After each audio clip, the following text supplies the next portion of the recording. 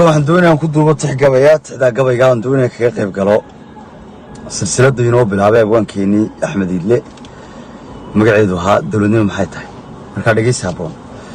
wuxuu yidhi Axmedow su'aashaad noogu duubtay gabaygii dulucdiisu daarnay dawladnimo maxay tahay dadku waa u baahnaa runtii daaha laga rogo loo dul tago xaqiiqada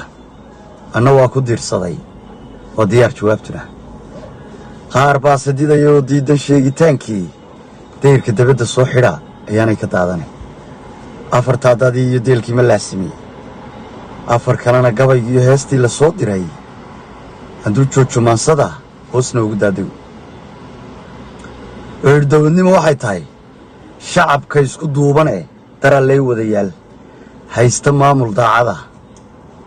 la darayna gebigood lagu dooran reernimo sharciguna uu yahay dabar xidha kii dambiilaah iyo kii dekana gala dawladnimo waxay tahay maamulkan dastuurka iyo dacal marin sharciga yaal hadduu shacabku diidana ee yaruun iskaga dega isagoon cidnaba durin duunyana ka sii dhaqan ku dardaarma laba qodob sidii daahir oo kale